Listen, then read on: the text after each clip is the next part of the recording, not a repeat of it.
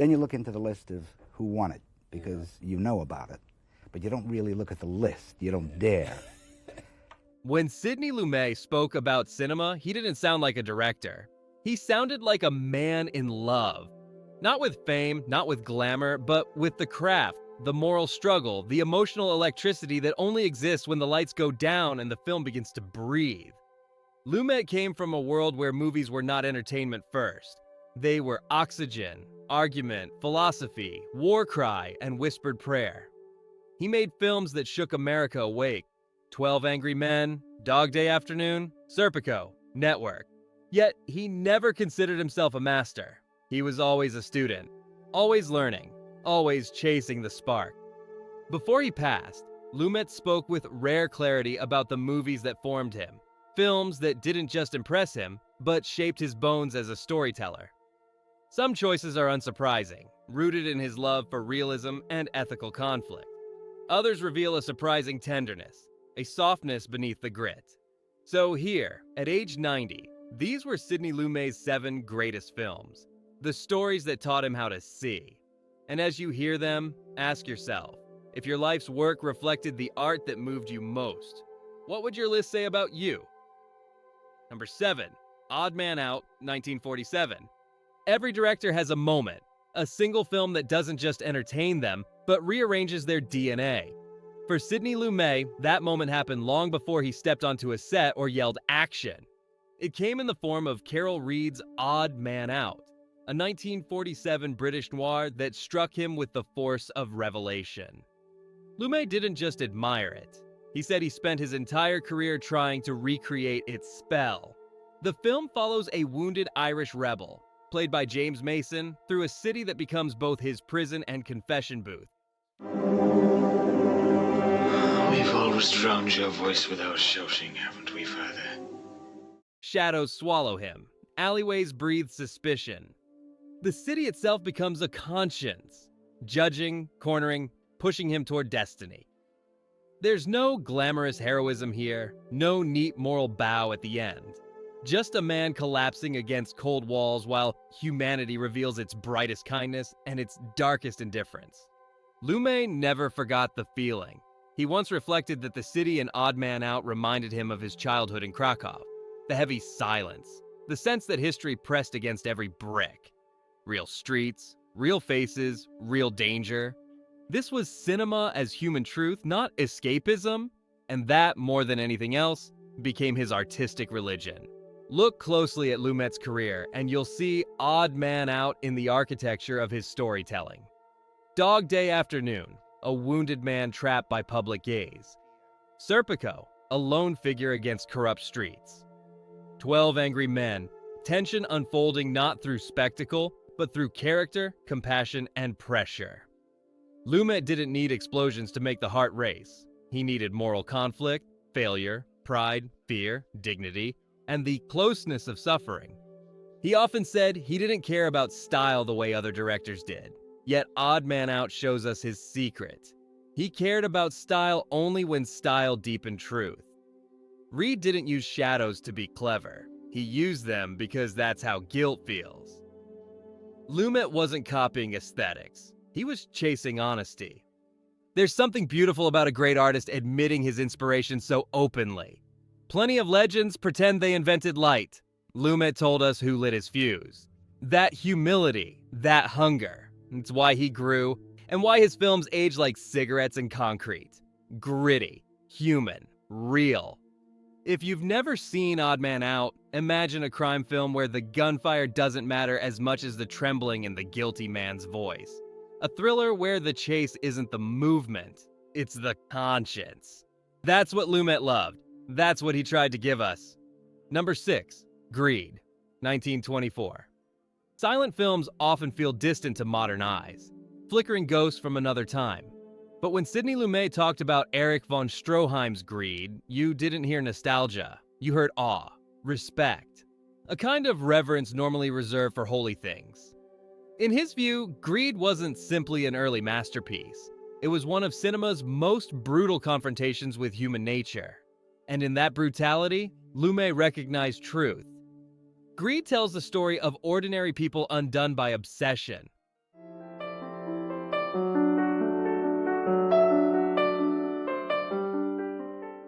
A lottery win that becomes a curse, turning love into hatred, hope into hunger, trust into ruin. There are no heroes in Greed, just flawed human beings gnawed at by desire until all that remains is bone. Stroheim famously filmed the story in relentless detail, originally delivering a 9-hour cut, a near mythic act of ambition. The studio butchered it to 2 hours, and yet, even in its wounded state, the film's power survived. You can still feel the missing hours haunting the margins like ghosts. Lumet admired that courage, and the cost of it. Stroheim refused to compromise truth for comfort. He believed audiences could handle ugliness, that human cruelty and desperation were not exceptions, but realities worth facing. Lumet, too, built his career on films that never flinched. 12 Angry Men showed prejudice and stubborn ego in everyday men. Dog Day Afternoon exposed loneliness and desperation behind a bank robbery. Network tore into media corruption long before anyone coined the term fake news. People called Lumet cynical, but he wasn't. Like Stroheim, he believed confronting darkness was a form of moral duty. You couldn't fix what you refused to look at, and Greed forced viewers to look, to witness how easily fortune becomes poison, how thin the line is between dignity and desperation, how money doesn't change character, it reveals it. There's a particular irony here. Greed, a film about corruption, was destroyed by a studio's own greed. Lumet never forgot that. He spent his career fighting to protect his creative vision from interference. Some battles he won, some he didn't. But Greed reminded all filmmakers, that art worth making often comes at a cost. Watching Greed today feels startlingly modern. You can see its DNA in films like There Will Be Blood, A Simple Plan, even Lumet's own Before the Devil Knows You're Dead. The hunger for more, the sickness it breeds, the collapse that follows. These themes never age because the weakness they expose never goes away. 5.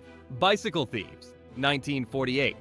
For Sidney Lumet, Bicycle Thieves wasn't just a classic of Italian neorealism. It was a film that reshaped his entire philosophy about acting, directing, and the moral burden of storytelling.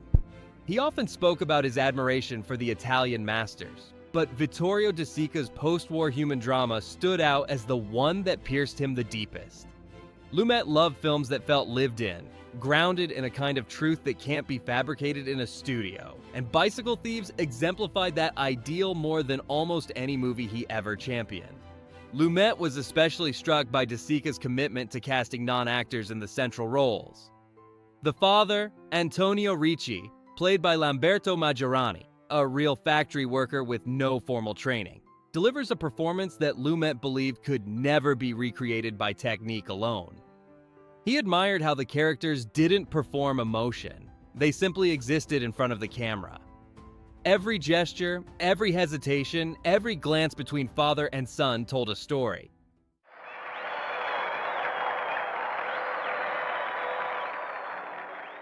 Lumet felt that De Sica had cracked open a new way of understanding realism, not through dialogue or plot mechanics, but through authentic human presence. The film's thematic simplicity also appealed to Lumet. He loved stories where small stakes revealed enormous truths, where the drama of ordinary life carried the weight of a grand tragedy. The desperate search for a stolen bicycle might sound minimal on paper, but Lumet believed the film exposed the entire social fabric of post-war Europe. The poverty, the fragile dignity, the constant negotiation between morality and survival. In his eyes, few films captured how society can grind a good man down as powerfully as De Sica's masterpiece. Lumet also praised the film's pacing and structure. He admired its quiet build, its refusal to manipulate the audience with music or melodrama, and its devastating emotional crescendo. To Lumet, the final sequence, the father's humiliation, the boy's disillusionment, and the silent walk through the crowd, was one of the most honest portrayals of defeat ever put on screen. He believed that moment showed a deeper truth than any manufactured Hollywood ending. It was the kind of storytelling that taught him restraint. Let the emotion come from the characters, not from the camera. He also appreciated the film's political undercurrent. Lumet had a lifelong interest in social responsibility, ethics, and the power dynamics that govern everyday life. Bicycle Thieves aligned perfectly with those values. The film isn't preachy. It simply presents a world where a single misfortune can unravel a family. Lumet found that subtle but devastating. He admired how De Sica refused to assign blame, not to the thief, not to the system, not even to Antonio himself. Everyone in the film is struggling. Everyone is trying to survive. And that humane, unflinching worldview deeply resonated with Lumet's own approach to filmmaking. For Lumet, Bicycle Thieves wasn't just a film he loved. It was a reminder of why cinema matters. A reminder that truth can be powerful without spectacle, that simple stories can reveal profound realities, and that sometimes the smallest human moments carry the greatest weight. In a lifetime of directing, writing, and teaching, Lumet often returned to De Sica's lesson. Authenticity is the most important special effect a filmmaker can achieve. Number 4. Casablanca, 1942. When most people talk about Casablanca, they talk about romance. The aching glances, the lost love, the bittersweet goodbye on a fog-kissed runway. But Sidney Lumet saw something deeper beneath its satin mood and iconic lines. To him, Casablanca was a moral drama disguised as a love story. A film where the heart and conscience collide, and conscience wins. And that, in Lumet's world, was the highest kind of heroism. By the time Lumet first watched Casablanca, he already understood the stakes of the world it portrayed. Born to Jewish immigrants and raised in New York, he grew up in a time when fascism was not a theme. It was a threat. Casablanca wasn't nostalgic for him. It was urgent. It was about ordinary people choosing courage when neutrality was safer. It was about the moral cost of doing nothing. Rick Blaine, the cynical bar owner who claims he sticks his neck out for nobody, could have walked into one of Lumet's films. They come to get me, Rick. I hope you'll be more of a help. I stick my neck out for nobody. He's flawed, guarded, wounded, yet when it matters, he acts. He sacrifices love for justice. He protects a cause greater than himself. In Lumet's eyes, that wasn't sentimentality. It was the hard truth about decency. Real sacrifice hurts. That's why Casablanca appealed to him. Lumet never romanticized the world. He saw suffering, corruption, institutional cruelty, but he also believed in integrity, even when it looked small or lonely. Think of 12 Angry Men, one juror standing alone, choosing truth over convenience. Think of Serpico, a cop isolated for refusing to be dirty. Think of The Verdict, a broken lawyer finding enough strength to fight once more. In Lumet's cinema, the world rarely rewarded virtue, but people had to choose it anyway. And then there's the craft. Lumet adored films where precision served emotion rather than overshadowing it. Michael Curtiz directed with invisible mastery, graceful camera movement, seamless editing, performances tuned to the softest frequency of longing. Nothing flashy, nothing showy. Just pure storytelling. And consider the humanity. Casablanca may be remembered for lines like, "Here's looking at you, kid." He's looking at you, kid. But Lumet admired its quieter truths. The way people cling to each other in uncertain times. The way love can be noble rather than possessive. The way pain can give rise to purpose. A lesser film would have reunited the lovers. Casablanca lets heartbreak become honor. Lumet once said that movies shouldn't tell audiences what to think. They should give them space to feel. That's Casablanca. It doesn't shout righteousness. It whispers it. It trusts the audience to recognize decency when they see it. Number 3, The Godfather, 1972. Sidney Lumet admired many films, but The Godfather wasn't just a favorite. It was a kindred spirit. He understood the mythology, the tragedy, the astonishing craft. And more than anything, he recognized truth inside its operatic shadows. Because beneath the mafia lore and iconic lines, this wasn't a gangster movie to Lumet. It was a story about America, power, and corruption. Themes that lived at the core of his own filmmaking soul. Lumet knew New York better than most directors ever would. He filmed the sweat, the grime, the crowded subway steps, the tired eyes of working people. He saw a city where ambition could lift someone or swallow them whole. Coppola, in his own way, painted that same New York, just through darker alleys and richer rooms. Lumet respected that. The Godfather wasn't fantasy, it was a mirror held to a certain corner of America. He likely admired how The Godfather handled power, slowly, methodically, like a whisper turning into a storm. Michael Corleone doesn't leap into violence. He slides into it, step by quiet step, convincing himself it's necessary, even moral. It's not personal, Sonny. It's strictly business. Lumet spent his career examining that slide, how good intentions deform, how institutions warp individuals, how choices carve character more than fate does. Look at Serpico, corruption disguised as loyalty. Look at Dog Day Afternoon, desperation breeding chaos. Look at Network, a corporation consuming the soul of media, and the audience cheering for the spectacle.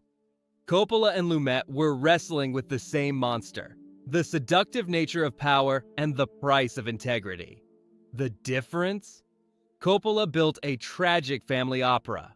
Lumet dug into raw nerves in real time. Yet both left viewers unsettled, questioning the world around them. Lumet also appreciated restraint, something The Godfather mastered. No flashy camera tricks, no artificial gloss. It breathed, simmered, tightened, released. Coppola, like Lumet, trusted performances, atmosphere, silence. He trusted the audience to feel without being pushed. And then there's Al Pacino, Lumet's own cinematic brother in arms. Lumet helped define Pacino's early screen presence, shaping his intensity in Serpico and Dog Day Afternoon. Watching Pacino transform Michael Corleone, Lumet must have felt pride. It was the evolution of an actor he believed in, finding monumental control and chilling quiet power. The Godfather also spoke to Lumet's belief that the most dangerous evil isn't loud, it's calm, polite, even loving. Don Vito is gentle as he orders death. Michael kisses his brother before destruction. That emotional complexity is everything Lumet admired in cinema. Humanity wrapped in contradictions. And the tragedy? Not the deaths. It's the soul lost in the process. Michael begins as someone who says, "That's my family, not me." By the end, he is the embodiment of everything he once rejected. Lumet understood that arc deeply. He often said art should show people as they are, not as we wish them to be. Number 2, E.T. the Extraterrestrial, 1982. If you had to guess which film shaped Sidney Lumet, you'd probably imagine courtroom dramas, European realism, brutal character studies. Not a boy on a bicycle flying across the moon with his alien friend. And yet when Lumet spoke about E.T., he didn't simply admire it, he marveled at it. He called it one of the most beautiful, perfectly made movies I've ever seen. For a filmmaker who built his world on tension, moral conflict, and urban claustrophobia, this choice reveals something tender about him. Beneath the steel, he had a heart that still believed in magic. Because E.T. is pure cinema. It's emotion without force. It's innocence that feels earned, not sentimental. And Lumet, a director who dissected human contradictions, recognized in Spielberg a master of simplicity, clarity, and emotional truth. He didn't need explosions or cynicism to move audiences. He used trust, warmth, and childhood sincerity. Lumet knew how rare that was. He also saw the discipline behind the wonder. E.T. looks effortless, but to Lumet, it represented the height of technical control. Camera moves that feel invisible, performances shaped with delicacy, a tone that balances humor, fear, awe, and heartbreak without slipping.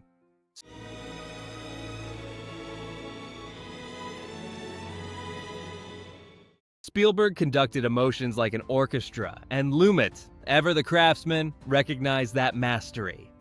In a world where directors often shout for attention, Spielberg whispered and the world leaned in. Remember E.T. reaching out his glowing finger. "I'll be right here." I'll be right Lumet understood the power in moments like that, small gestures that punch harder than spectacle. He once said the greatest acting isn't in loud declarations, it's in quiet truth. E.T. is built entirely on quiet truth. And thematically, Lumet wasn't drawn only to darkness. He believed in hope, in human decency, in the fragile good inside people. His films often showed broken systems, flawed institutions, corrupt hierarchies, but he also showed characters trying, fighting, refusing to surrender their humanity. 12 Angry Men is not a cynical film. It's a prayer for empathy. Dog Day Afternoon turns a bank robber into someone you root for because you understand his pain. E.T. fit into that emotional universe more than many realized. It's a film about loneliness, connection, and the bravery of caring. And maybe Lumet loved E.T. because it reminded him what movies felt like when he first fell in love with them, before he set foot on a set, before union meetings and budgets and studio battles. Pure feeling. The way film can make you feel young again, even when you're 90. In choosing E.T., Lumet told the world something. Greatness isn't just measured in grit or realism. Sometimes the most honest thing a movie can do is make you believe. Believe in kindness, in friendship, in healing, in wonder. Number 1. Intolerance, 1916. When Sidney Lumet named the films that shaped him most, he didn't put a modern masterpiece at the top. He didn't choose something fashionable, something safe, or something that would make critics nod politely. Instead, he reached all the way back to 1916, to a silent epic that shook cinema before it even knew what it was capable of. D.W. Griffith's Intolerance wasn't just a movie to Lumet, it was proof of what film could be when ambition meets conscience. Imagine seeing it when you're young and hungry, dreaming about storytelling. 4 interwoven eras: ancient Babylon, Christ's Jerusalem, 16th century France, and modern America. Battles, betrayals, tears, sweeping cranes before cranes existed. Griffith didn't ask permission, he invented scope. Lumet loved filmmakers who didn't tiptoe around limits. He loved the ones who smashed them. To him, Intolerance represented raw courage in filmmaking form. But it wasn't just spectacle that captured him, it was the why.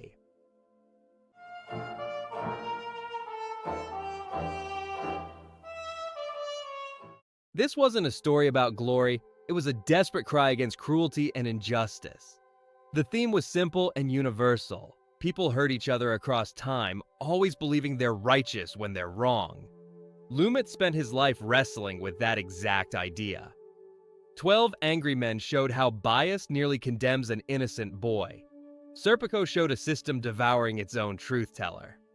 The Verdict showed a broken man fighting institutions bigger than him. He wasn't interested in villains twirling mustaches. He was interested in everyday intolerance, the quiet injustices people commit without ever questioning themselves. Lumet admired filmmakers who tried to hold up a mirror, even if the reflection was uncomfortable. To him, Intolerance wasn't about one era. It was about all eras, including his own, including ours. A film from 1916 telling humanity, we haven't evolved as much as we think. Imagine how that idea sat with a man who saw decades of society changing, yet saw many of the same faults enduring: prejudice, ego, power disguising itself as virtue. Some viewers today struggle with silent films. They feel distant, slow, unfamiliar. But Lumet didn't see limitations. He saw the birth of a language. He saw the moment cinema declared itself not just entertainment, but art. Art capable of rattling systems, stirring conscience, reaching across time. And for a man who dedicated his life to meaningful storytelling, there was no greater influence. So why did Lumet put Intolerance above all others? Because it proved that film doesn't have to follow. Film can lead. It can challenge, shake, dare, and dream. It can warn humanity while celebrating it. It can be entertainment and protest, tears and thunder, beauty and indictment, all at once. Sidney Lumet spent his life chasing truth through a lens. He didn't care about trends, celebrity games, or empty spectacle. He cared about what cinema does, how it forces us to look at ourselves, how it tests our beliefs, how it shakes us awake when the world becomes too comfortable or too quiet. His list of favorite films wasn't about prestige or popularity. It was a roadmap to his soul. Odd Man Out taught him atmosphere and moral tension. Greed showed him honesty without compromise. Bicycle Thieves showed him humanity stripped to its core. Casablanca revealed love and duty in conflict. The Godfather demonstrated the seduction and corrosion of power. E.T. reminded him to hold on to wonder and intolerance. That towering, fearless epic taught him that film could challenge the world itself. These weren't random favorites. They were lessons, tools, mirrors. Films that shaped a filmmaker who, in turn, shaped American cinema forever. Lumet didn't just absorb influence, he responded to it. He asked more of himself, of actors, of audiences. He believed movies should matter. Not preach, not lecture, matter. Make you think, make you feel, make you better if you were willing.